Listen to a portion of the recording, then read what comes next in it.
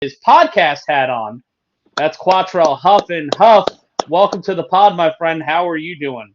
I appreciate it. I'm doing good, fellas. How about yourselves? You know the vibes, can't complain. You know why I'm here. I love the energy. So,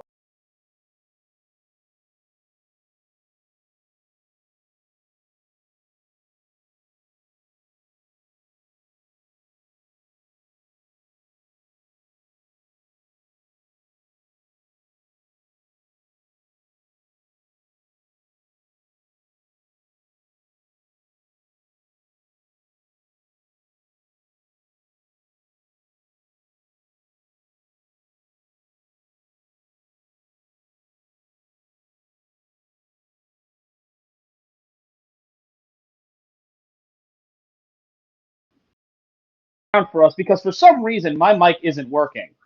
There we go. Because fuck me running for wanting to do this the right way. And for whatever reason, my fucking microphone not deciding to do anything but fuck my It's life up. it's funny you say that, Matt, because most defensive coordinators and guys in this league usually are saying that when Huff is playing offense against them. So that's been the colloquial term for the Huff offense when you're having to face it is fuck me running. There you go.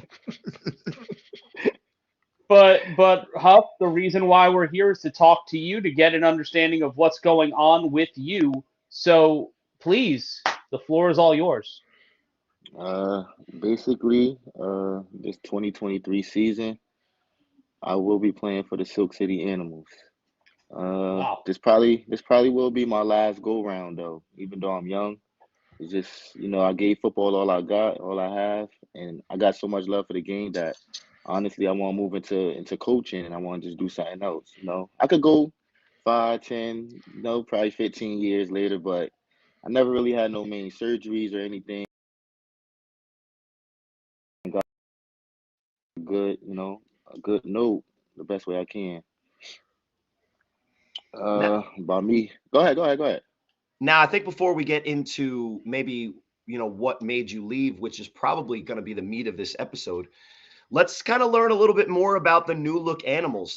When we were doing the schedule release last week, Huff, we were looking at that game and knowing that you're on the team, knowing what we've heard from some of the scrimmages and some of the the insider information that we Rob gets. The animals are not the same team that we have kind of grown familiar with these past couple of years, especially as the A7FL has gone national. Me and Rob remember when the Animals were one of those teams that, yeah, maybe you'd get the win against them, but they were never a team that you were excited to play because of their style. But tell us about a little bit more about what to expect from the 2023 Animals and what you're excited to bring to that long legacy franchise that they haven't seen specifically in at least 5, 6 years. The new animals, the 2023 animals this year, I'm not gonna lie. Probably the two captains is the oldest guys and probably me. So they young, energized, all the energy I receive for them, they give it back and I like that they listen though. Some of the guys don't know me, but when we have practices and scrimmage, I just got to put them in a place and after that they be like, "Oh, I didn't know it was like this." Yeah, it's about to be different. So we got a nice chemistry. I like the animals, honestly. A couple players, I play with just street football before town beef in A7. So, the chemistry there, but this team, man, they gonna play hard every down. I could just see it now, every single down. For anyone with you, not Yeah. saying from your former team that you saw from flag that were talented, anything like that. Are you bringing anybody with you? Um, can't say. It's still an off Ah, season. I like it. I like It's it. still an off season, but we definitely not no slouches. We definitely gonna have at least the first or second seed in our division. That's hands down. That's hands down. Team that I think we're going to mention a lot on this podcast that I don't think you're necessarily going to be involved in moving forward as much. Rob still loves them and he'll never blaspheme their names. But talking about the animals, I was going to ask if there's any familiar names. Rob's talking about, who are you bringing over? Is there any familiar names you're willing to throw out there just so that we're prepared, or is this going to be a huge surprise week one when we see who's suiting up for the red, gold, and black? Nah, I'm not gonna throw no names out there. The Okay. information Well, y'all got Huff's with me, talking here. information y'all got with me getting to the animals, I don't even know how that leaked, but I I mean, We wouldn't have throw no eyes names out everywhere. there. Huff, when I say it all the time, and I don't say this, to be the DR that everybody claims there's a lot of in our league, but Huff, I say this all the time. You're the greatest quarterback in the history of our league, and you're likely the greatest legacy player in the history of the team you're just leaving. So I think any move that you're making, even though you're moving specifically and you're being silent, there's nothing silent about your moves. And I think there's a ripple effect that has followed the big move that you've made and some of the statements that you've made as far as solidarity and unity and all that kind of stuff. But let's put it this way. I asked a question to Rob while we were doing the schedule release, because Rob comes from a very unique perspective, specifically in regards to the way that you play the game, knowing that in the huddle for the U, and we're talking about, the roster that we're talking about are all either, guys that have played with you for years or guys that have played this game for years. You're in the huddle calling 3 plays, right? You're running a very sophisticated, high level A7FL offense. How quickly do you think your animals team is going to pick that up? And or is that even what you're there to do? Because it does sound like you're kind of trying to bring it back to your roots. And this season, as much as it is, like you said, you're looking for the number 1 or number 2 seed. From our conversation and from what it sounds like to me is this is about having some fun. As the greatest player in our league's history, sounds a little bit like another guy, Tom Brady, leaving the Patriots, where a lot of expectations, a lot of that, and then he went to Tampa Bay and he was like, "Hey, this is football, and I'm having fun in my last couple of years." What are you approaching this animals season with as far as that thing that I was talking about in the huddle? And are you even worried about the technical, execution that these guys are doing week 1 or week 2? Or are you just going out there to just ball, have fun, and prove a point that, it's not the uniform that you're wearing. It's who's suiting up in that number 11. Definitely I'm going out there to have fun. Honestly, I think this will probably be my best year playing in the league. Like, stats wise, probably not wise, but like entertainment and going out there giving it all I got, this will probably be it right here. With me in the offense, nothing changed. Just a different group of guys. Switched up a couple things on the playbook, but we run the offense. When I wake up in the morning, I just throw out twins left, tight end right, running back to the right, and just throw out a play, see if they got it, and everybody know what they doing. As long as everybody do their job, I think the offense is gonna work just like I was at the U. Nothing changed really.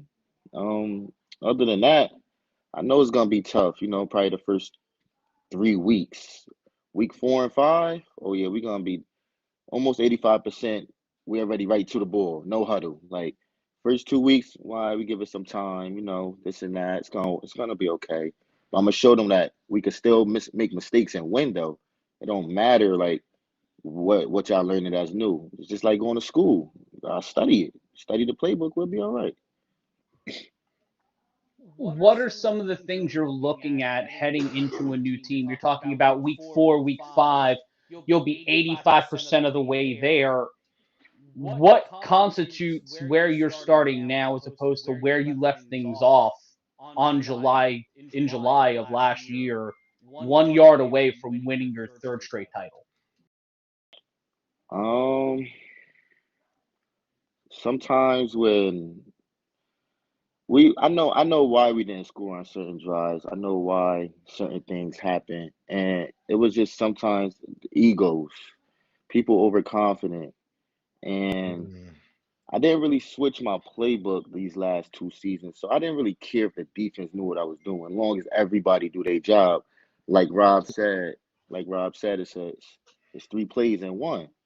So if you don't do your job, then that's one option gone. Honestly, I think by me switching the playbook up this year and nobody really know what's going on. They don't know none of the guys on the animals, probably like the veterans. I think it's gonna be way more complicated, and I'm gonna have way more fun. Like I said, I'm just do a little bit more extra, put a little bit more work in, but I'm gonna show my team in this league. It doesn't matter where I go, as long as hard work and dedication and chemistry. That's all you need. So all the run it back to back, nah, that's not happening. Even if we don't win the championship, BIC is not running it back to back. Really? Yeah, they're not What running it makes back you to say back. that? Overconfident. Now, if you think about it, what they beat the U one time. Well, they won the championship last year, beat them Mhm. 3 times in the season. But really, when have they been to the championship other than when they lost? Was 2021 they came in, all right, they lost. 2022 they came back, they got it back in blood. I like that. But it's not really the whole team. You just shut down certain players. The BIC is a regular team. People don't know that. So they team talk a lot. It's just certain players on that team you just got to shut down. It's going to be fun this year. People is really going to get exposed. Well, and a little bit Uh, what we learned from the Vegas fall experiment, and I know you were watching closely, and you even made a post in the Vegas chat that I think the guys really respected over there because they're nothing if not fully respectful to the earlier divisions, right, Rob?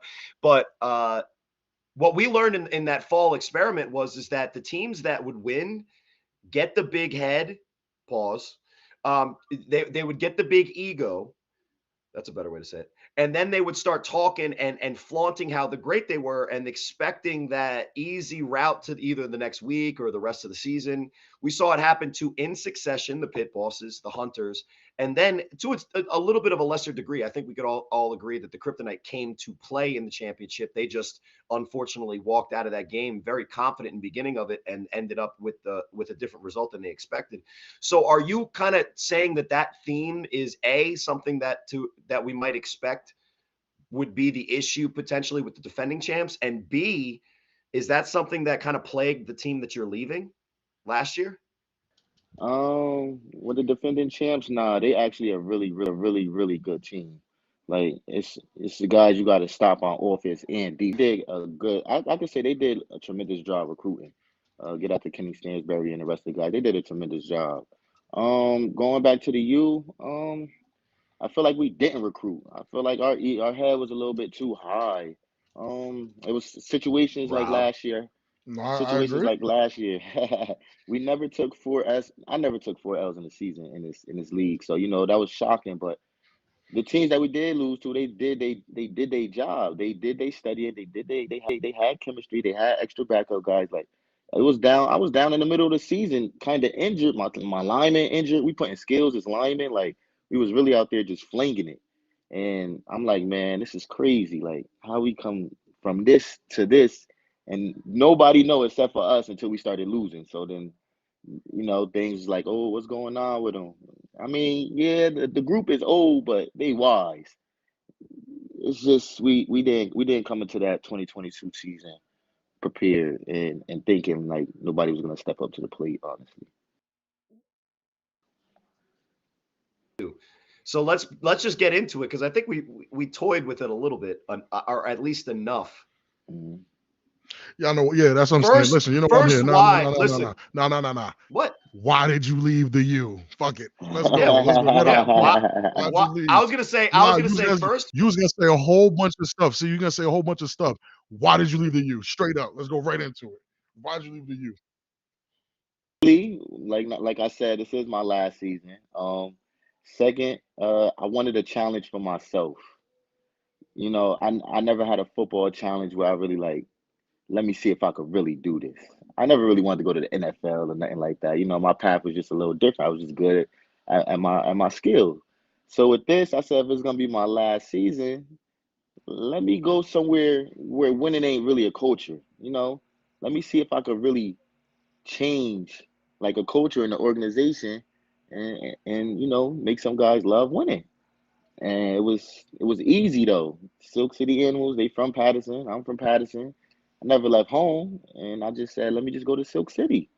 The real reason why I left the U, honestly, I just still feel like we're not on the same page. Like I just still feel like it's things missing. I don't know what it is, but it just don't feel comfortable. And then with the Baltimore thing not playing, and then Baltimore spreading everywhere, you got players going to BIC, you got players going here. It's like 5, 6 players on the U. I'm like, well, damn, like, all right, like, now specifically with the amount of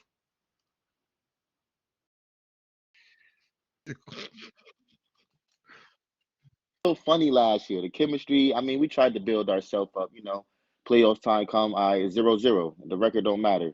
So, we always had that dog mentality of getting to the championship. When we get there, we're going to see what happened. But I still feel like, I don't know, as a quarterback and me being on the team, and I still feel like I wanted like some young dogs and something. Like we get veteran guys. I feel like the last 2, 3 years for me, I'm just speaking on me. I feel like that's been a retirement stop for a lot of people.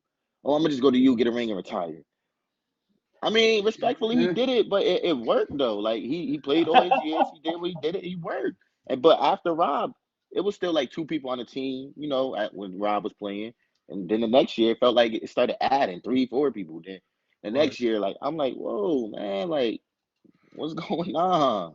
And I'm not Like, gonna lie to you, yo. He has a point, and that's one of the reasons why I did retire. Because, bro, I played in that. My last game was the 2021 chip. I'm very proud to say that. You feel me? I walked off the field with Huff and all those guys as a champion, so I'm super comfortable talking about anything. But I did realize that when I looked around, I'm like, damn, we are a bunch of old dogs that just kicked up on these. And I'm serious. I'm like, yo, we just beat up on these kids. But I don't think if we spin the block next year, these kids are gonna let us kick up on them like that.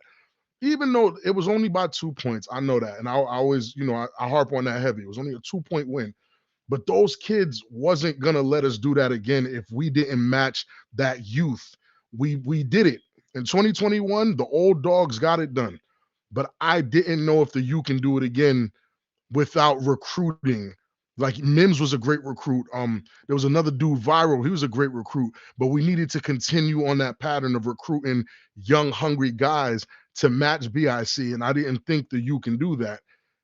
So that was it for me.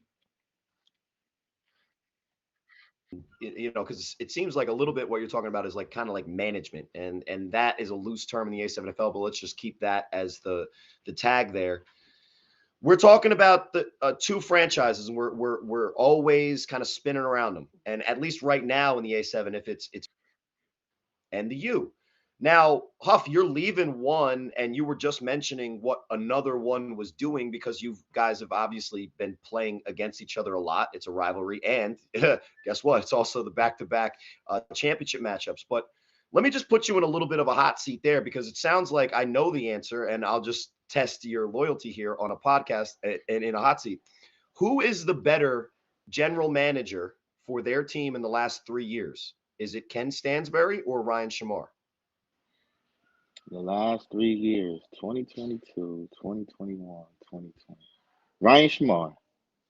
Yeah, I thought Because that's an easy Kenny question. still play. Kenny still play. So I mean, he a manager player. But Well, Ryan who's recruiting Shamar, those guys? Because it's not Carl specifically. No, Not but that Carl doesn't do a lot. I think that's the question you should have asked. Who's the better manager? You have to go by wins and chips, and that's automatically the you. But who had the better recruiting class in the last 3 years? I yeah, mean, yeah, yeah, man, man. That because you're team we lost to in 2022 was a good team. yeah, That was a good team. And they built Well, that team in 2020 when they were 0-4 in the Salas tournament. Mhm, Started to that's what I'm build, saying. had the rookie of the year in Ashanti Worthy. Oh, let's pick up Sterry Codrington. And then the next year they pick up Verardi. And now we're sitting here. that was it. And we have the decision, two, with the best quarterback in the history of the U leaving for what sounds like Huff, and correct me if I'm wrong.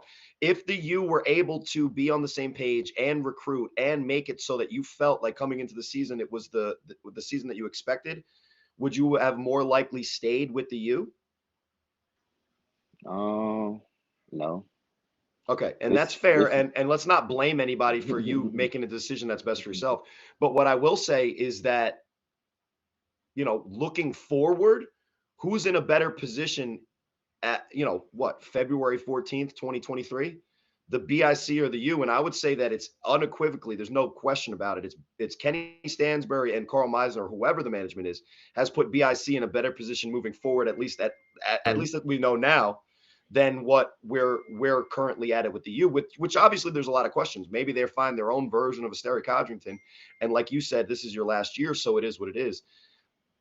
But let's kind of zero in on the U. Is there any other types of conversations you want to throw out there to give us either more perspective on, some of the not downfall, but some of the issues, at least in the regular season for the U?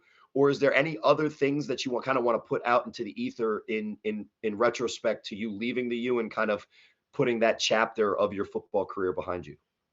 Honestly, I just feel like I just made a Tom Brady move. Like I gave the Patterson U everything I had. I gave that organization everything. And I mean, this year I wouldn't want to go out no other way anyway. It's not even about me leaving the U.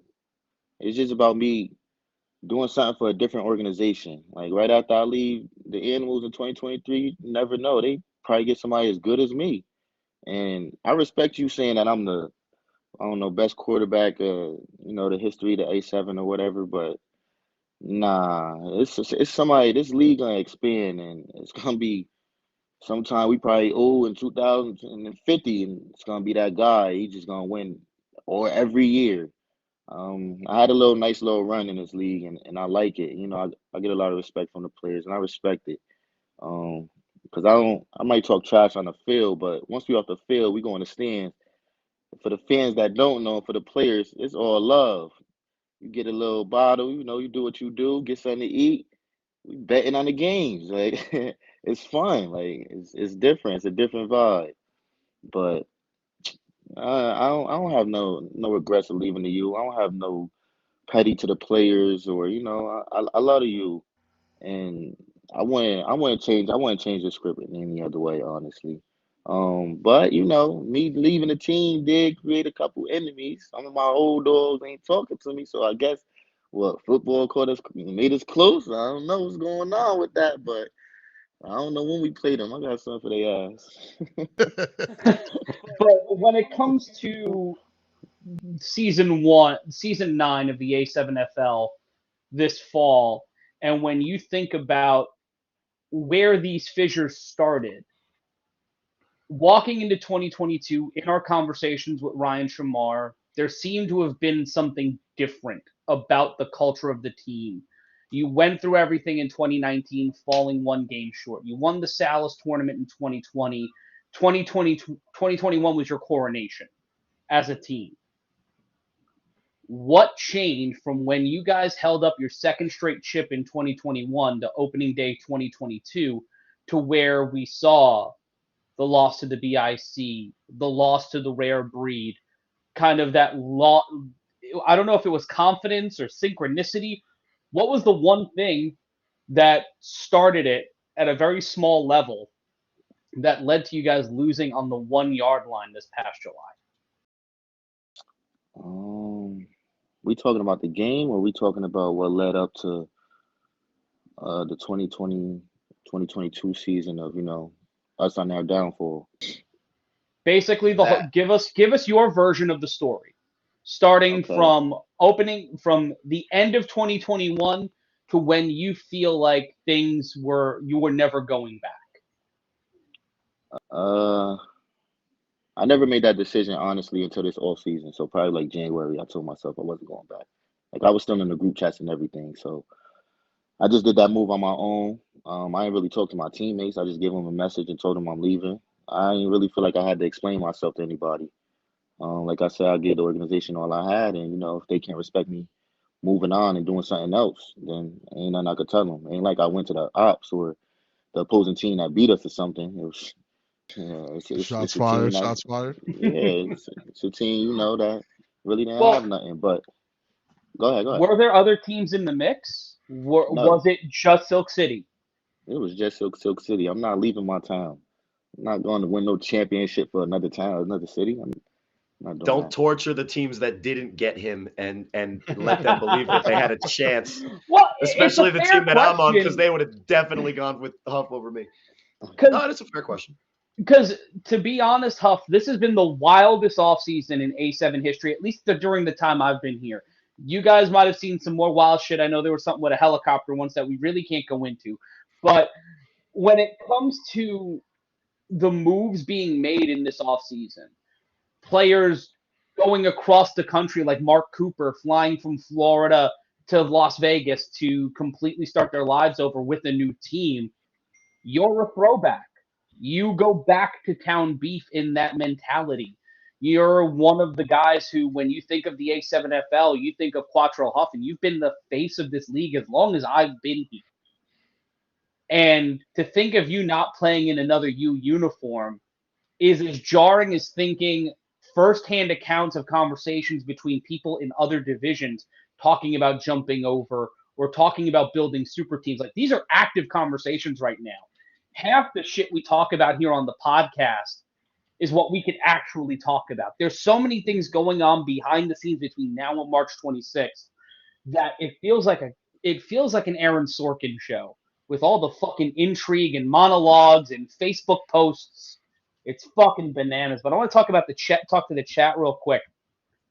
There are people that have been talking about the revitalization of the DMV division, and we have two new teams. We have the DC Buzz and we have the Baltimore Watchmen. If you notice, a lot of players are migrating and a lot of conversations about your old position, Huff, where there's going to be a vacancy at that position for the first time in who knows how long, because it's always been you and Kareem Moon going back and forth, with him primarily being your wide receiver one. What do you think the expectations are for someone taking your spot on the team? Great And do question. you think they're going to be judged differently than any other starting quarterback in the league because they're taking your spot? That's a good question. I've never even seen. It's only been me, Moon, and Marcus back there playing quarterback. I've never even seen nobody else. That's a good question. They're gonna get a lot of controversy from you. They use at a championship contender every year. They either make it to the semifinals or a championship. So that's Right. what them guys expecting to get to. I don't know Well, who's gonna play that position. the guy to answer that, the guy who is being rumored and is pretty much penciled in now, who knows the consistency he's going to bring to that. But We'll keep it out of rumor. all right, Allegedly. fine. But it's Well, OG Buck. So that's not only a guy that you just mentioned, it has a little bit of a story behind him, which I think is unfair, that he gets to a certain point in the playoffs and he can't get over the top. I'll ask you this, Huff, who had a better offensive line last year, the Rare Breed or the U?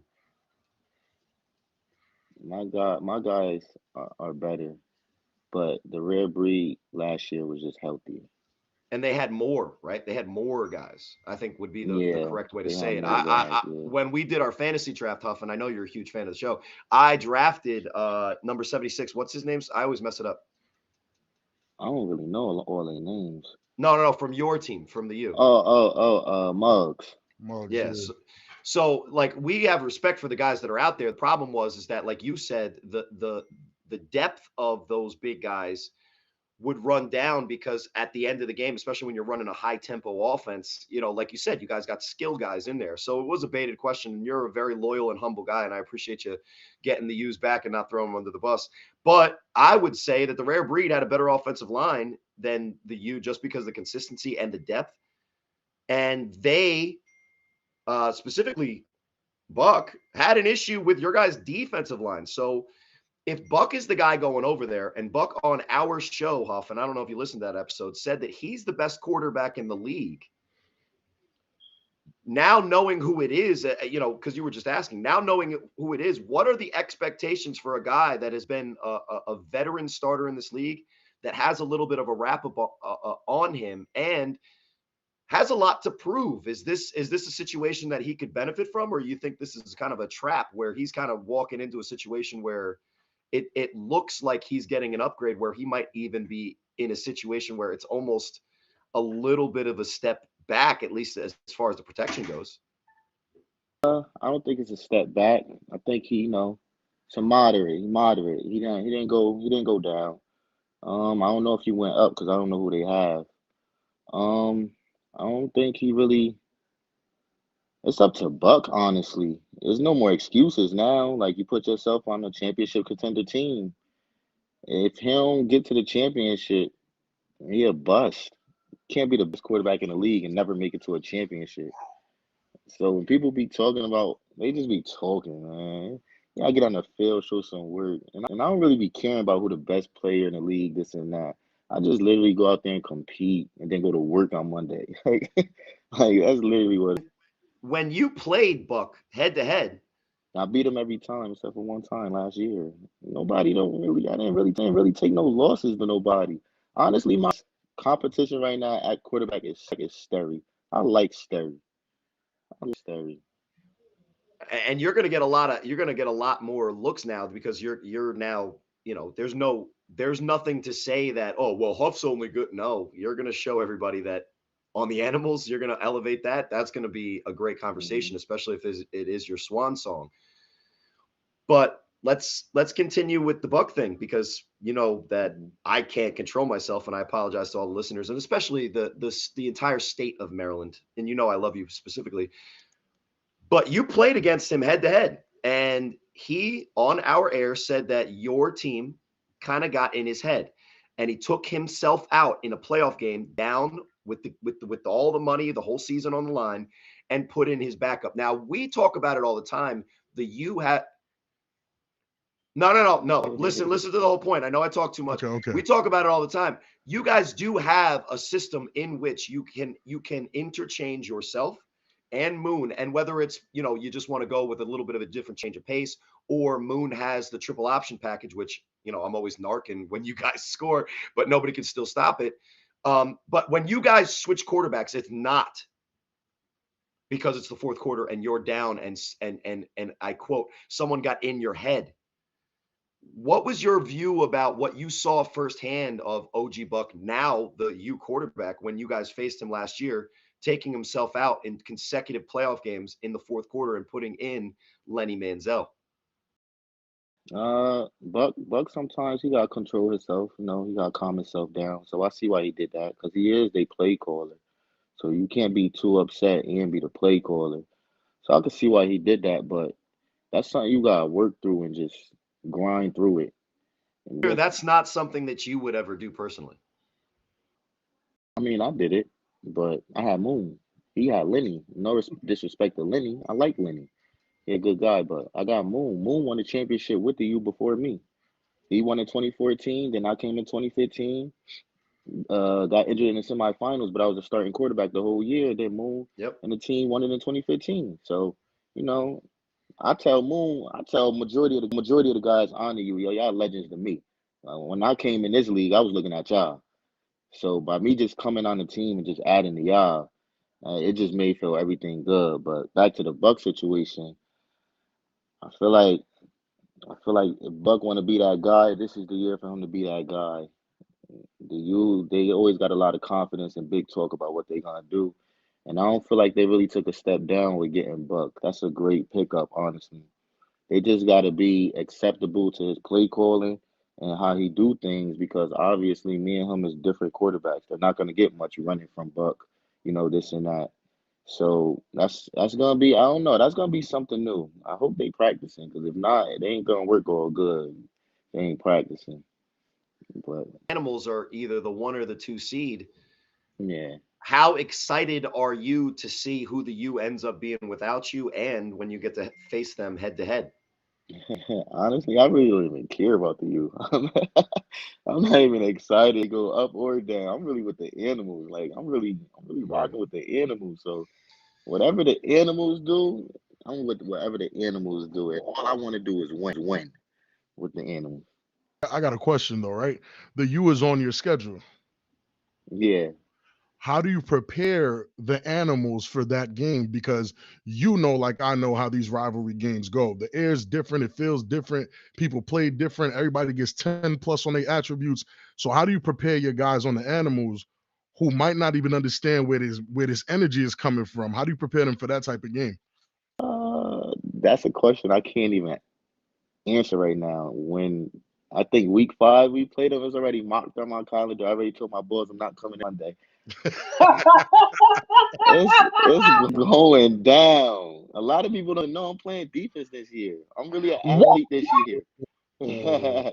A lot, and people don't know, but I'm a dog on defense, man. Mm. So a lot of people don't know. I might not play the whole game at defense because I still got a QB, but ain't gonna be no easy wins over here. There's no easy wins, and Well, I'm not gonna say that, but well, you gotta say it now. You can't half step with that. all right, we're gonna beat you. Okay Damn. then. Damn. That'll do it. Oh, Shout out to Pachata Bob, by the way, getting all the scoops. We had to cut the camera to individual shots because Rob was on the phone directing traffic out there, going in his Adam Schefter bag. But we are live, and the comments are a fucking mess.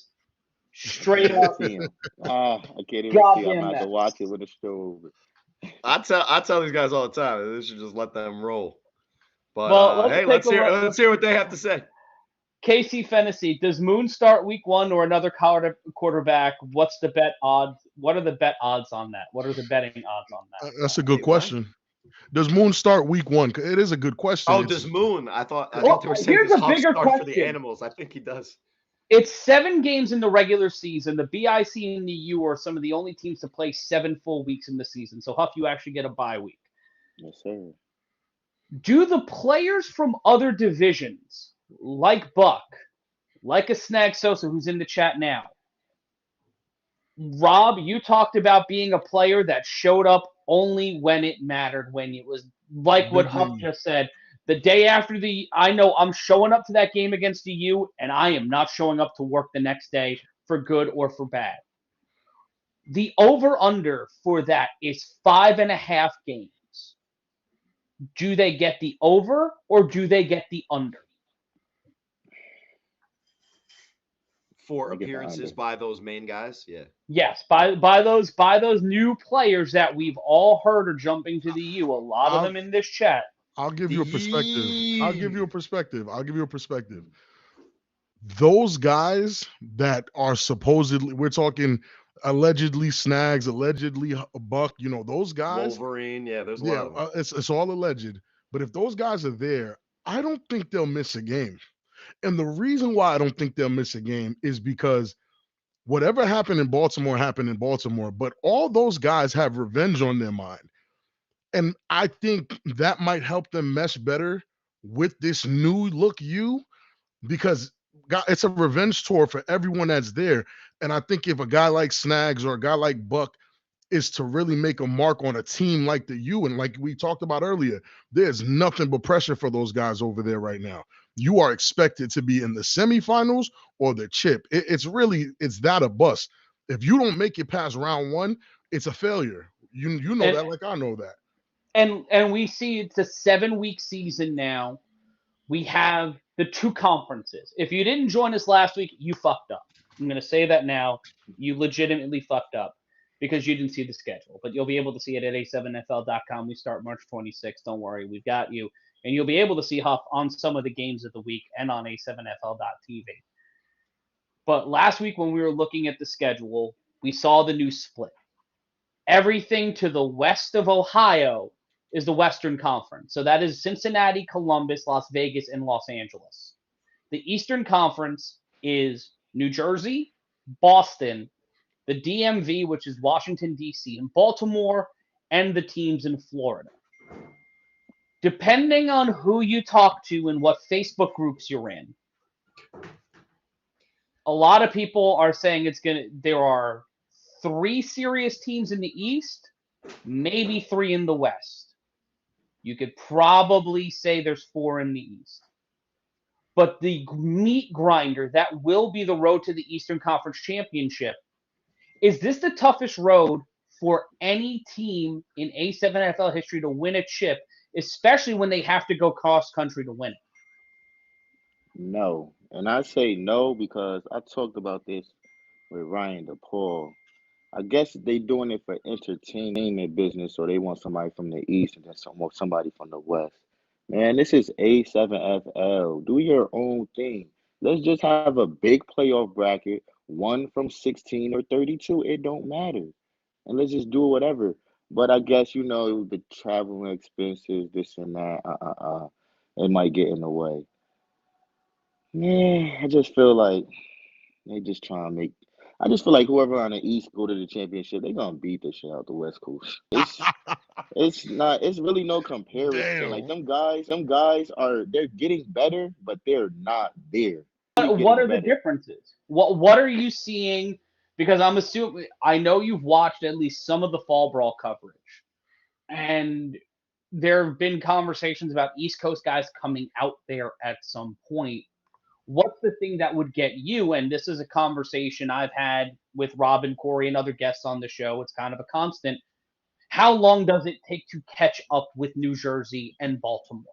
Oh, it's Ryan not gonna DePaul take says long. it's 3 seasons. Hmm. So I don't know what your thoughts are, but for me, Vegas being put in a spotlight this fall gives them a huge advantage and probably a bigger, if not as large target as the BIC have on their back as defending champions. Because these guys speed ran the shit talking route in the A7. They are Baltimore level shit talkers right now. And There we have might to be. see over the Turn long that right. haul whether or not that's going to work or I'll not. turn it this way. And I think that's the catch, because the Vegas guys are just putting a target on their back. Where Huff just said it, even based off of what we saw, we didn't see anything that was so crazy. Like, we didn't Right. see players that look so unstoppable. Oh, we don't know what to do with them. Curtis Jones is one of the better receivers that is out there in Vegas. He came to New Jersey and maybe scored one touchdown against the best team in the league at the time, or one of the best teams in the league at the time. So these guys are very manageable, but they are talking a lot of shit, Huff, and they said your name a few times. I don't know how you feel about that. I mean, I'm not worried about them. This is my last season.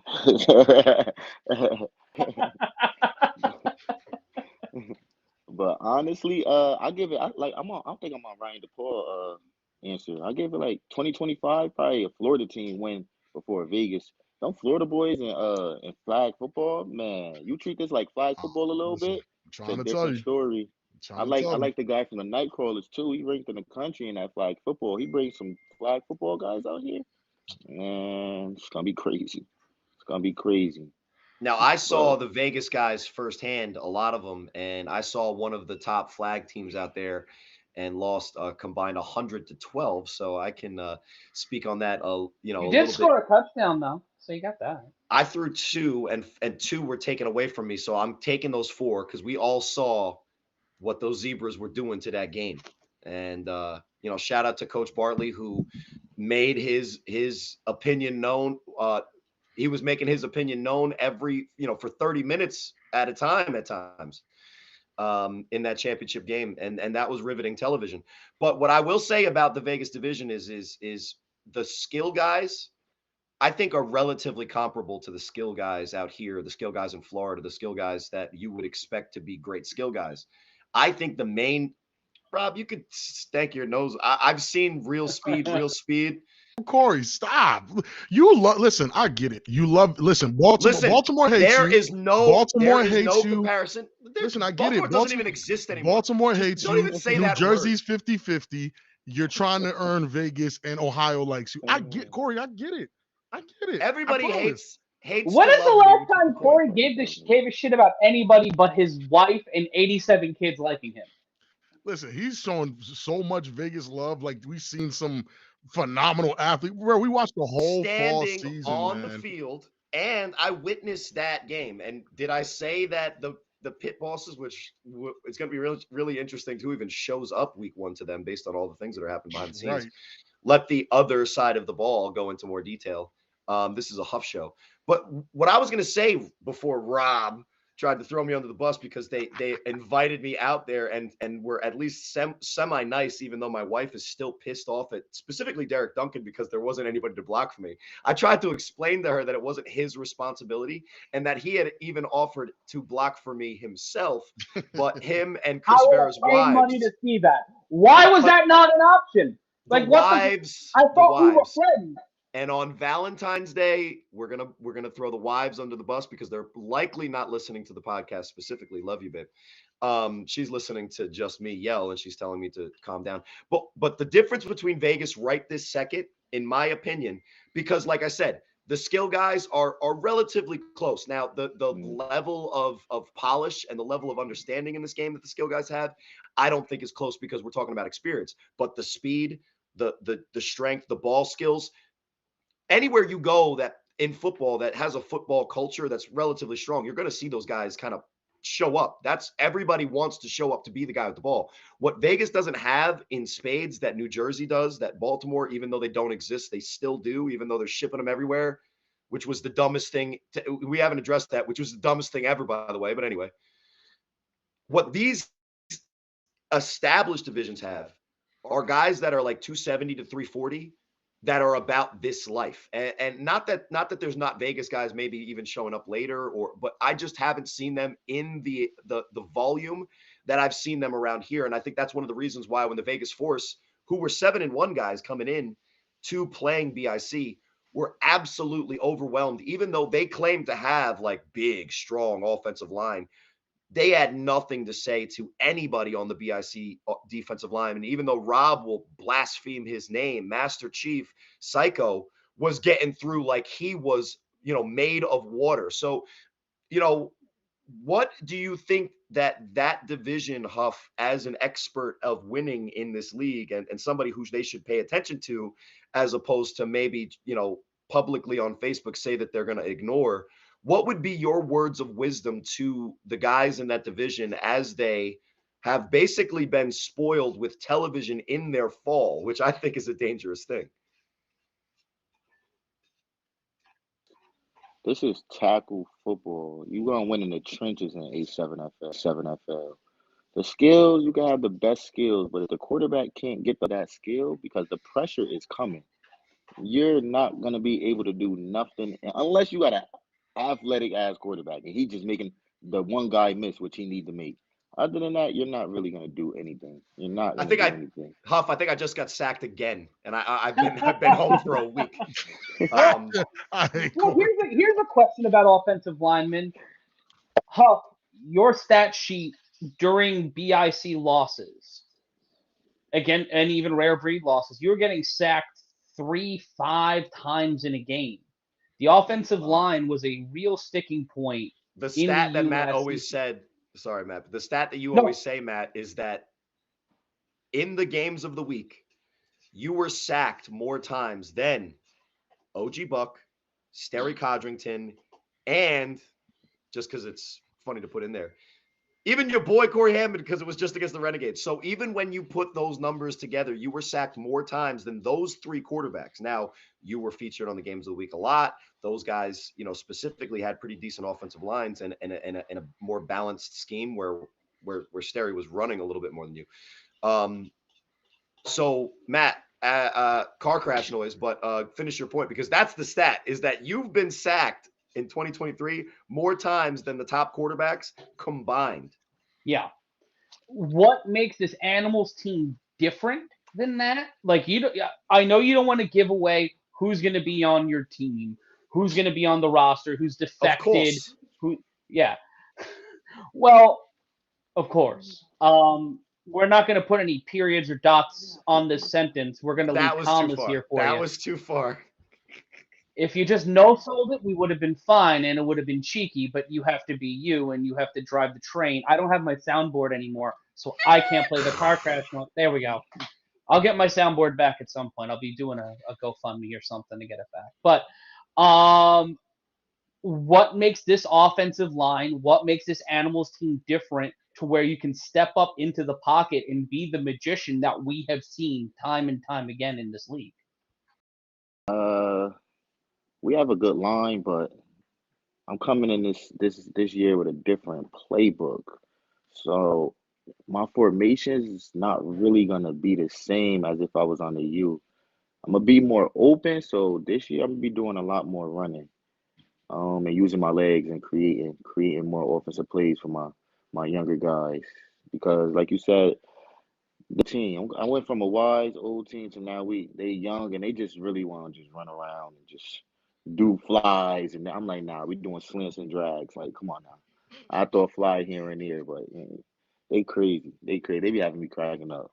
But nah, this year I think it's a Bro, you different throw play style for 70, me. bro, you throw 70 yards in the air. If I was a wide receiver and I had any athleticism, which I am neither, I would be telling you to go up top too. Nah, I'm gonna give them some chances though. I'm gonna try to, get a little bit of achievements over there, get a rookie of the year or something. Get his organization something, man. That's what I do it for. I do it. I mean, I do it for. I'm in the other people bracket now. It's not a lot of people that do what I do.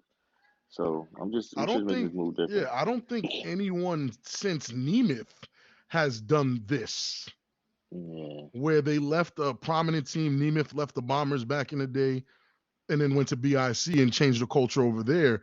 This is the first time in the A7 era that a prominent quarterback is leaving an organization that was used to winning and trying to build up an organization that, let's just be honest, they have no history of winning like whatsoever. no, that's definitely a fact. I mean, at least the animals have won in this league in the past. Yeah, I'm not gonna say a quarterback that showed up to a team that never won before and then all of a sudden that year made the playoffs, but you already know who it is. Anyway. No, but Huff, you're way better than me. So you changing teams is actually going to be memorable. I was after that season kicked off of that team. You're going to retire, and they're going to be begging you back.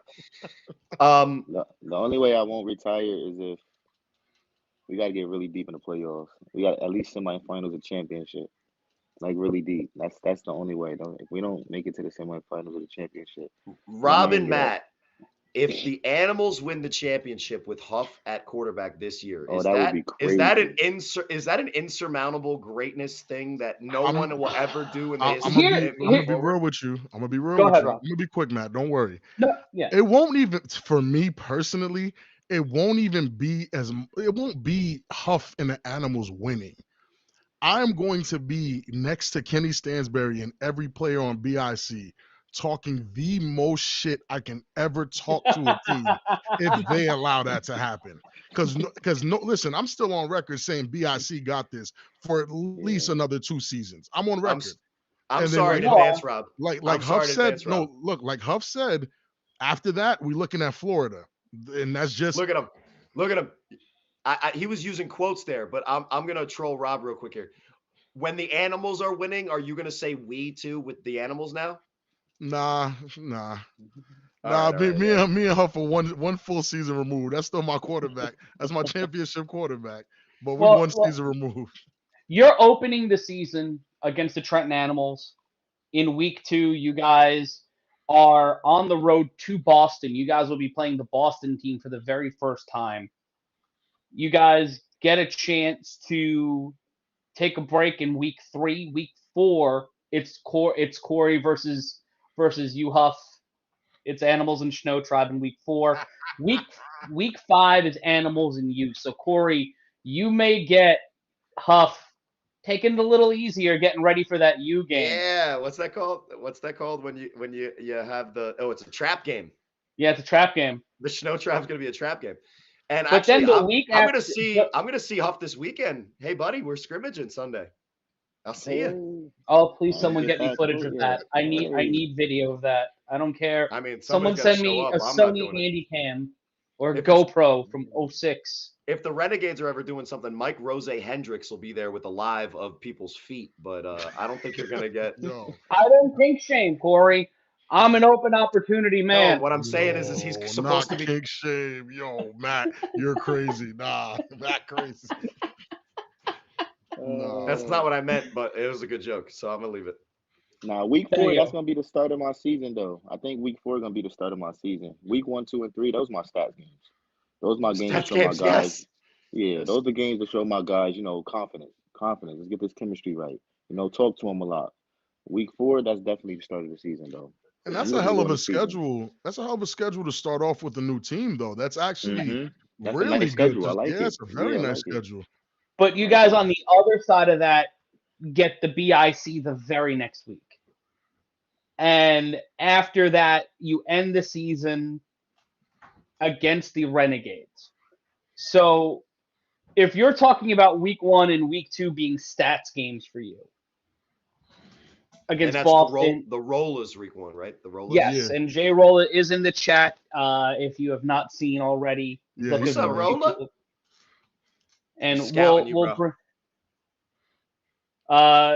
according to Snack Sosa, when you guys play off, the number 25 mark. My words, they're coming after you. Your old team, with some new members, are looking certainly to come after you. But and if we don't bring your camera and roast the fuck out of me and put it on World Star, and I'm telling you, I hate being embarrassed, but you got my position to put your phone or camera in my face.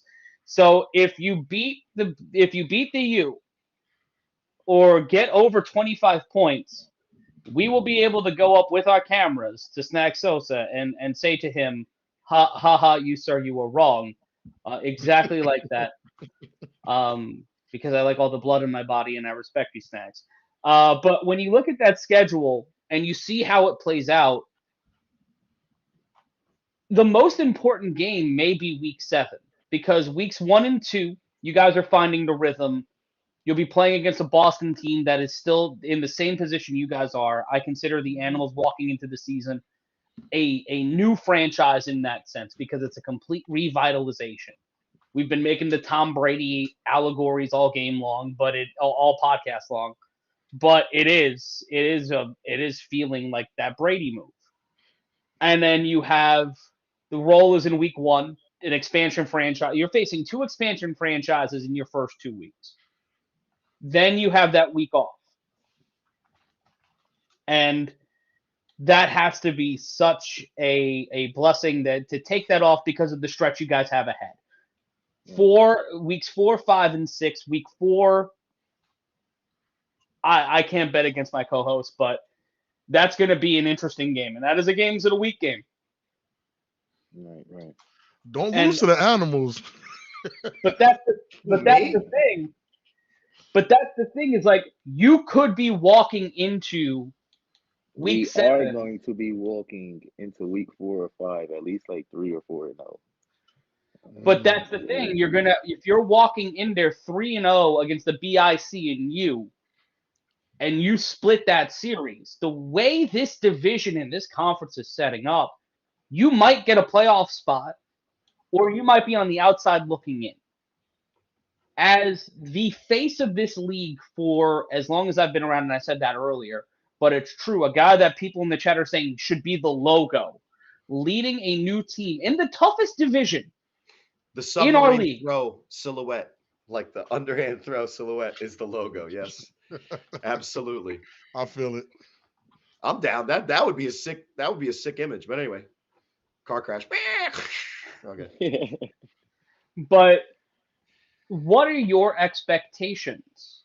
You're talking about making a deep run to the playoffs being the only thing that would bring you back.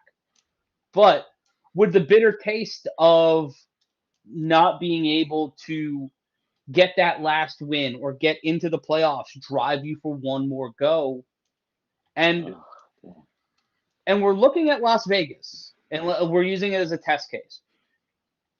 If someone from the West Coast made you an offer at the end of this season to coach and play, to become the Bill Russell of a team out there, because we've heard some, there's a lot of wild shit going on the left hand of the side of the country.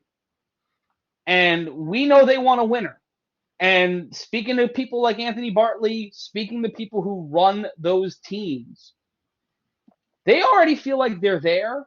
But I think it's universally agreed right now, the team that has the biggest target on their back are the BIC, and until somebody beats the BIC, they're going to be the toughest team to beat. They're the champions of this league. Until July, they are the champions of this league. Right. Are those scenarios enough for you to come back next year? And would you want a chance to run your own team?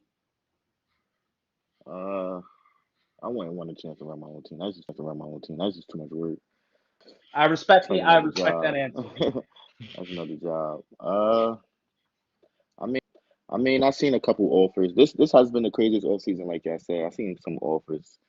Honestly, I wasn't thinking about going nowhere, but once the offers came, I'm like, ah man. But then I'm like, nah, man, I'm too loyal. I know you said the Animals were the only team you would have gone to aside from the U. But and you don't have to say what the team was or what the offer was. But what was what were some of the offers you were hearing, and did any of them, deep down in your gut, get you to think, oh, I could fuck them up out there, or I could do some damage on this team? Because I've heard rumors. I think Rob and Corey have heard rumors as well. And the thing about rumors is that they spread fast. They spread like fucking wildfire. And you Yes. can't really discern unless you get it directly from the parties involved. And we've learned that very quickly, even from the parties involved, that there might be red herring after red herring after red herring. There's so much fucking corporate espionage in this goddamn fakakta league. Yeah, we had people announce where they're going and are not going there. So, well, those teams aren't even there. That team's not there anymore, so he can't really go there. Well, no, not just that. There's other ones too. And we can get True. into that another time. Yeah. But then there's also we just played around. We were just screwing around, and one of us was like, "Oh yeah, Mark Bagway's thinking about maybe playing in Jersey," and everybody's like, "Oh, that was a lie." Everybody lost their minds. Trey Robinson from the Pit Bosses hit me up. He's like, because he's from Philly, and he tried to troll everybody. He's like, "Yeah, I'm coming back east." I was like, "I don't know. You can come to Snow Tribe, but I'm telling all quarterbacks to please stay away. I really want to play. You're better than me, Trey." Man, I just talked to Trey like last week. He told me the same thing. Yeah, but that was a huge troll because they're having fun with it. But that's what I'm saying. Like who is the team that offered you, Huff, and how serious were you taking it? Oh, man, Vegas was heavy. Oh my God, Vegas. They almost down there had me move, man. I'm like, damn. But I'm like, nah, I just can't just jump. I can't just jump and leave. I told him like, bro, if Vegas everything kind of goes nice, good. bro. Vegas kind Yeah, of nice. no. Low key. Shit kind of nuts. Vegas. At least Rob's two shaking teams his in hand. Vegas, they made nice offers. But I gotta see how life going with that. Snow Tribe. I mean, it wasn't really It'd be too many. stupid not to. Yeah, Crazy. it wasn't really Go too give me many. a look. Other than the two Vegas teams and Snow Tribe, like the offers that I got from other teams was just okay. We got these players for you, but the Vegas and the Snow Tribe teams, they was making offers. We're not gonna get there, but they was making offers, and I'm like, man, I ain't no hoe. You're not about to just buy me out and use my body. I'm like, nah. It sound good, but everything that is green ain't good. Nah. Right. So Yeah, I stuck with the animals. They're offering you the world, and then I leak that I'm gonna not be able to make the 4th or the 5th for a weekend, and that's when they schedule their first practice. So that just goes to show. That just goes to schno. But anyway, making it about me, because fuck it, right? Why not? What do you have to say to me, Huff? As I am playing your old team week 1, what should I be doing? Call the coroner. Other than I'm getting in the gym. I got to see. I have to look at your schedule, honestly. Yeah. I get E and J dumped on me because you know the story. But anyway, we ain't wasting no liquor. Right. I mean, is E and J really liquor, or is it just disgusting mouthwash at that point? Let's be honest. When you don't got nothing, anything's good sometimes. When you don't got nothing, you could just drink the mouthwash. But anyway, how do I beat the U? No. How do you beat the U? It's not even. Now you, remember, I can't. That's true. But remember, I can't run either. So you're gonna have to figure this out with just me standing there. No, I mean, you've been playing them Hope for a there's long traffic. time, so you know the players. You've been playing them for a long time, so you know the players. You just have to really define your playbook and suit it to your skill set guys. You can't just come in there, oh, I got this, I got that, but you don't really have that guy to run that route. or this and that. You have to adjust to your team. Once you get adjust to your that would team, require practice time, right? That's interesting. I mean, you could practice, of course, but other things come into the trap as people knowing exactly what you want them to do, like steps. Like I tell my guys, don't take 3 steps like this a semi bro. I already have the ball in my hand. Literally Right. take 1 yard step or just Slam. cut automatically. Yeah. Yeah. Yeah, And like that's it's the just little difference. things like that. It's literally little things like that. Like you have to tell players. Should I go with the sidearm throw? Is that just try or? Unless you plan on getting Tommy J surgery, don't do it. Yeah, that's the top. That Tommy is not a friend of mine. But that was Well, actually we some gotta. great. I'm in a Oh, pod, go guys. ahead, Rob. Hold on. No, that was actually some great insight.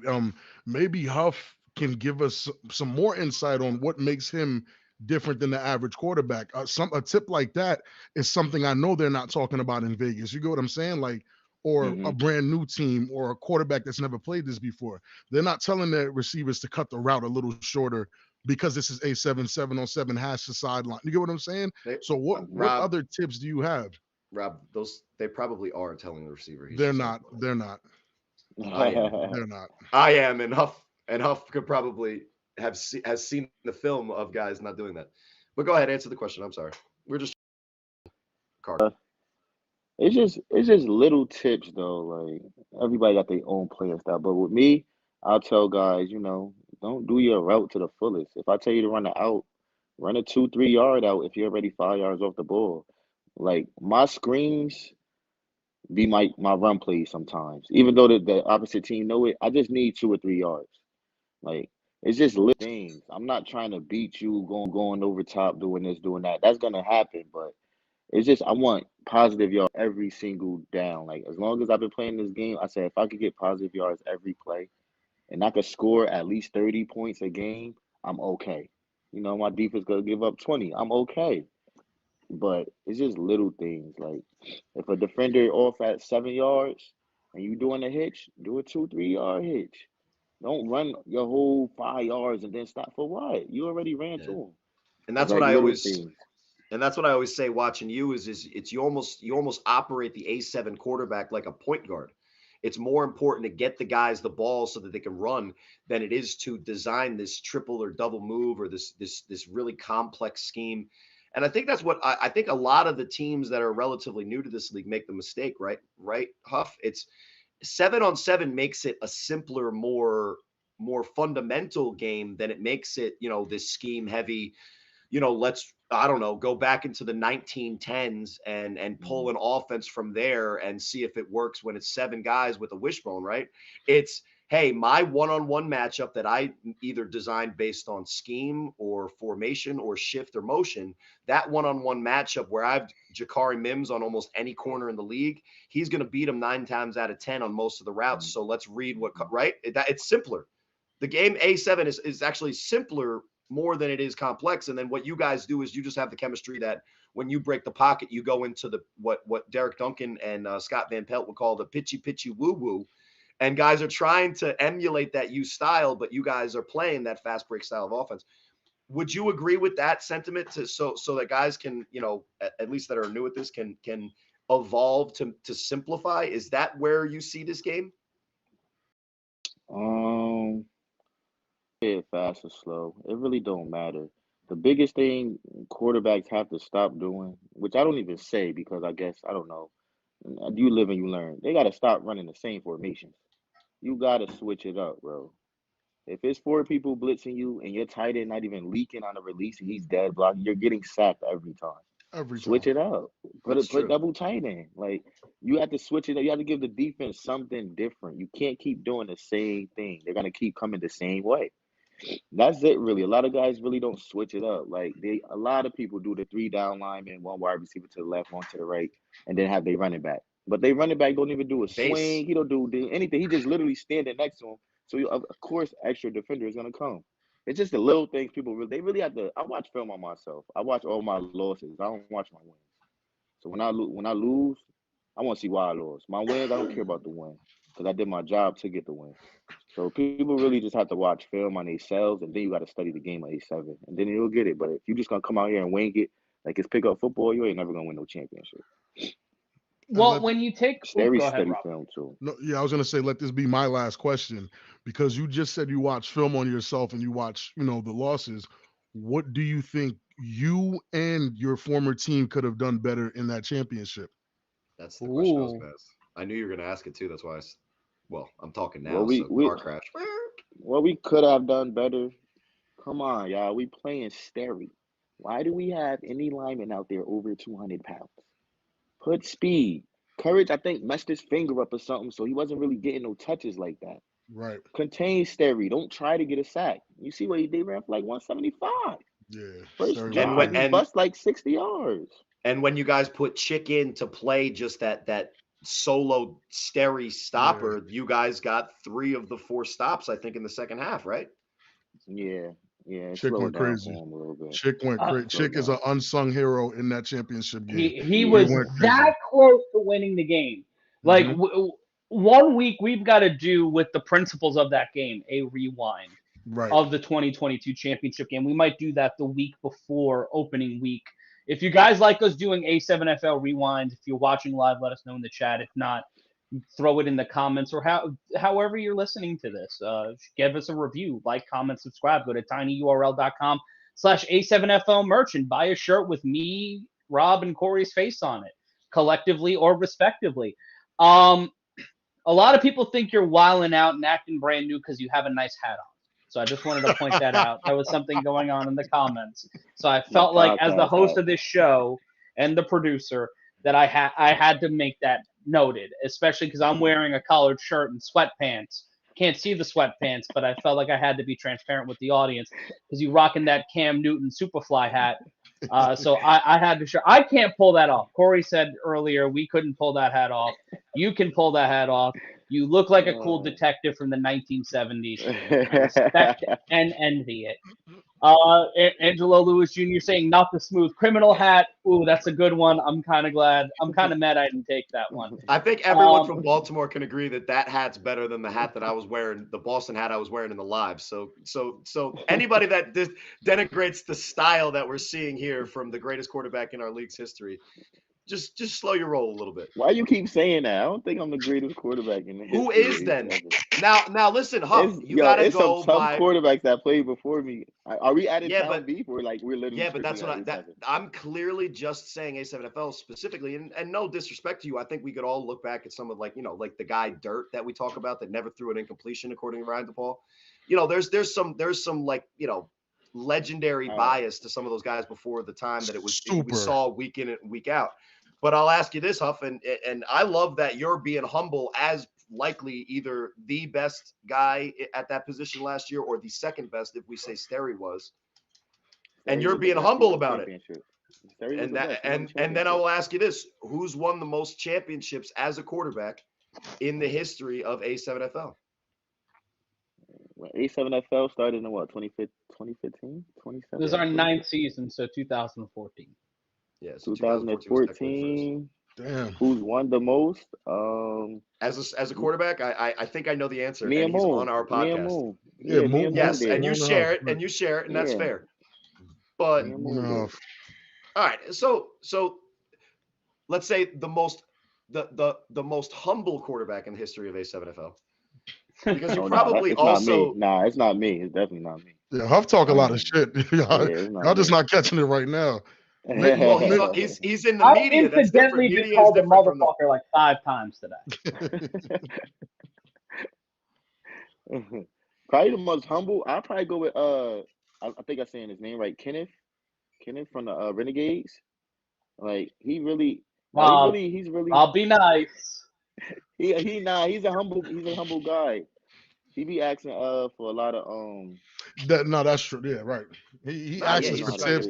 He asks for he wants to get better. That's the important thing. I respect that. Yeah, all seriousness, no jokes. I definitely respect somebody who wants to get better and works at it. I respect that. Yeah. And I think last season he also, I think it was a humbling experience for him too, because he had all the success at wide receiver, and he was a successful wide receiver. You can't take that away from him. Sure. And then last year, he did have success at quarterback. In the first couple of weeks of the season, people were like, yeah, this is the answer. The competition that he was facing earlier on in the season was a little bit lighter. I mean, being right. that Kenneth did play wide receiver, there's only one other quarterback I would think is humble, and Angela Lewis just said it in the chat. Mark from the Buzz, Mark Diggs is. Mark I Diggs never is. played him or talked to him. I never. I've Played him never. or I've talked to him. never played He's him. a good dude. He's a I've heard really he's good very quarterback. humble, yeah. And the style that he plays, I admire specifically. But I think we're getting to the point in the show, Huff, and Matt already alluded to it, that we have to ask you a very, very important question. And I hate Cory. we've treated you with kid gloves, and like I said, you're the guy, you're the man. I'm not gonna say it, but you already know what I said multiple times. But now we got to put you in a hot seat, man. Mm-hmm. tinyurl.com/A7FL merch. Are you going with the thick boy season, Huss, or I'll try shirt? And as a Valentine's Day special, you could even assign one of these shirts to a loved one or a former teammate, because it's all brotherly love here. Pause. What's your choice, season. Huff? Thick boy season. Rob thought he was gonna get a win. No. Damn right. No, listen. That's what I'm I'm talking all about. for it. I'm all for it. Now I would pick thick boy season. True. Definitely. Have you seen the design, Huff? Because I think we need. I haven't seen the design, but without them big boys, man, none of this is possible. Someone text my guy right now just so that he can get the full experience. And I can show you right now. It's just this, baby. It's just this. Seductive as fuck. It is just that. So for I'm all a pretty those at bitch. home, the first part is true. I don't know. No one would ever call you a bitch, would they? Not even in our chat. Not even on a live YouTube stream, right? No one would ever say that. But so, Rob, you're on a little bit of a losing streak, buddy. We're gonna have to start getting some skinnier, shiftier guys on to start getting you back on track, man. No, once he goes viral again, it'll happen again, because Rob's commentary goes viral at least every couple of months. I'm just saying, y'all in trouble when the bye shirts come out. I'm just saying. Bye. So enjoy the Huss. Is true. When the when them shirts come out, you're in trouble. And I want the peace sign. You know what I'm saying? To see you later. You know, one of those. I think that bye is it though. You got to get a different sign though. I think Tyreek already got that. Oh, the peace sign. On his glove. Maybe a hand waving. Oh, that's tough. Thumbs up. Yeah, like blowing a kiss. Something. Something. Speaking of Valentine's Day, at Jess we can talk. Tattoos, word to Jess. We can figure that out. Who designed the 3 shirts, and Huff, just when you get that text, just let us know that you're viewing it live. Matt, cut to that shot of my guy Huff. And then let's get the real answer. But so tinyurl.com/A7FL merch, shameless plug. If you're watching on YouTube, there is a poll going on right now. Thick boy season winning by a healthy margin. By a thick margin, double C's. By a thick margin. Huss in second. I'll try. No. I'll try is always just trying. And by the way, there's 2 guys that had said on our air that they had it. I don't know if they'll ever wear it. I think they were just being nice to me because they too are quarterbacks that also. They are all nice shirts. You should buy all 3 of them in various colors and hand them out to people so we get the money. That's how it works. One of the underrated things about my trip to Vegas was I saw a pink Thick Boy Season shirt in the flesh. Kelly Joffrey Hurst, shout out, because that was a thing of beauty. And then let's say this. How about this? Put in the chat if it was, which we're not allowed to do, Huff, if it was Fat Boy Touchdown, which is what Ryan Shamar chose when he was on. Fat Guy Touchdown. Fat Guy Touchdown. Fat Guy Touchdown or Thick Boy Season, which is better? Fat Guy Touchdown. Yeah, I just don't think we can. I got denied that, by the way. I couldn't say, as a fat guy, I couldn't say Fat Guy Touchdown. That's insane. But Thick Boy Season is better marketing, and also it is hilarious on purpose. because your two options are give me Fat Boy touchdown or I'm gonna go completely absurd. See, the thing is, everyone, I am the voice of the league. That is hilarious, first and foremost. Secondly, on the broadcast, I am one person. On the podcast, I am the bringer of chaos. And person who can't remember when to turn his fucking microphone on. Who's the host of the show? That's the rib. But Huff, we appreciate you spending your time with us. We will hopefully get those bye-bye shirts done on a night where it is not inclined for romance. But a shout out to all the significant others who make us better people, who give us the opportunities to chase our dreams and, spend time with our friends to act like complete and utter dumbasses on the internet for people that are going to tackle half of the people on this show possibly once, if not more, during the course of the Huff's season. playing defense, so I might have to watch out for my guy. Me and Rob are going to keep our happy asses in a studio somewhere. Safe. Yeah. The only way you'll see our faces in person is either at the Chip or if you go to tinyurl.com/A7FL merch and you buy a shirt.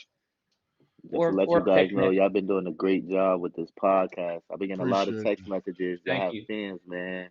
Everybody watching the podcast. Every day I do it. The episodes get crazy. So believe it or not, y'all on the off season, this is what some guys look forward to, these podcasts. So keep doing y'all thing. That was the idea. I saw what Rob was doing with the table. I did the Pat Boone. I stole it. I threw two white guys in there. And then I took all the credit. I'm kidding. But without the table, this show wouldn't exist. And a certain Jaquan Mason may or may not find his way into the mix of things for this offseason. Shouts out to the guy Mason. Okay. There are a lot of interesting conversations about people with microphones this coming season. Games of the week. The conversations we're having about games of the week, no bullshit. We're going to be bringing you games from every single place in the country during those games. If you've been waiting to see a level up in how we present our games, in how we're presenting our product, we have been working. That's what the fall season in Vegas was. Not only to get a chance to see those guys for the first time, and also to get people to shut up and say that we don't care about the West Coast. I really didn't want people redoing the Snoop Dogg Dr. Dre Source Award speech to me every single time we were doing the pod, so we did that. And we've seen a lot of progression, and I think this is the most anticipated, I think at a player level, A7 season I've seen in a long time. The amount of conversations and the chatting that has been going between players, between teams, the chat is spicy as fuck. I can't wait until y'all upload it so I can read the chat later. It's gonna the video is gonna be on YouTube as soon as we're done. The audio will be up in the morning, because I have to finish drinking. I'm kidding. I have to walk my dog. But some people are suggesting the bye-bye shirt should be the BIC celebration against the Force. So just steady kicking in the assholes of the Force. We'll think about that. But Huff, anything before we go here? Well, I have one question for you. If you do retire this year, would you consider coaching? Because coaching has been a conversation we've talked about on this podcast a lot. And one of the scenarios that Big Rob Fabian didn't yell "fuck you" at when we discussed the concept of coaching was having players like you or Kenny Stansberry, the veterans and legends of this game, take over. Would you consider being a coach? I would coach, but I don't know if A7FL needs a coach, honestly. I think they just need a manager and guys that could just fall underneath the wing. It's like basically like street football, but it's organized. I don't really think they need a coach. But if somebody asks me to coach, I'll probably say yes, honestly, because that's what I want to do after football. So I'd probably say yes. Probably will. Well, I can't think of a better way to say just we hope to have you on again soon, sir. Hopefully we can at least book either yourself or your hat. We know your schedules conflict sometimes. So if we can get you and then get the hat or get them both together in the same room, we'd love to. You have an open invitation to come on this show. We did this show live because you said you wanted to do the pod, and we knew that the conversation would be bananas, and this has lived up to the hype and then some. Quatrell Huffin, the quarterback of the Silk City Animals. I'm gonna have to honestly get used to saying that out loud. You got it right though. I would I have messed did. it up. That's crazy. I will put $20 on it right now. I will say Quatrell Huffin behind center for the Patterson U at some point, and then my producer's gonna smack me in the back of my head. It's like That is It's like protocol San ever. Diego Chargers. It's just hard to fix. Yeah, it's Las Vegas, like Los Angeles Raiders, Oakland Raiders. Huff, will it be weird opening day wearing a uniform that's not a Patterson U uniform? Oh yeah, it'd definitely be weird. I started my career off. People don't know with Savage. I only played like one game, and then after, yeah, literally week one, played one game, went to the U after that. I got like 12 Patterson U jerseys. Now I'm gonna have a Silk City Animals jersey. I'm gonna be speechless though. I'm not even gonna know how to feel. They're notorious for keeping good quarterbacks, aren't they? That's sarcasm, by the way. He didn't even play Yeah, quarterback over there. No comment. honestly, I would have stayed on the Savage. Like I literally would have stayed on the Savage, but they had RF1. They had me play behind him. I'm not playing behind no RF1. RF1 is a good quarterback. Don't get me wrong, but bro, I know my potential. I didn't come in here to be a backup. I'm happy Patterson, you picked me up, and we won our rings and did what we had to do. Chips does RF1 have? The same as me. So that's great. And on He's a that coach last, now. Actually, he's doing what I want to do. He's a coach now. Honestly, yeah, he's oh, cool. He's cool people. Yeah, he's at King University. shout out to Keene Nice. University. Well, Mhm. thank you so much, Huff, for being on the show with us. Open invite next week. And also, there'll be a special addendum coming out this Friday where it will be the A7FL division manager for the city of Columbus, Ohio. That'll be joining us. Eric Valentine, I got to sit down with him earlier this week to break down what we're going to see from A7FL Columbus. You can find more information by searching A7FL Columbus on your favorite social media platforms. You're going to a7flcolumbus.com. And to end our poll here, someone saying you have the Undertaker hat on, Huff. I got an Undertaker hat. The finals of the poll, Thick Boy season 48%, 43% for the 40. Oh, it was a tie. Huss and Thick Boy yeah. season tied at 45%. I'll Oh, try tied at the bottom with 9%. Well, it did try. For Quatrell Huffin, for Cory Hammond, for Big Rob Fabian. We'll be back next week. So long. This has been the A7FL 3-on-1 podcast. As always, don't be an asshole. Come on, are we gonna make a baby or what? Yo! I'll try.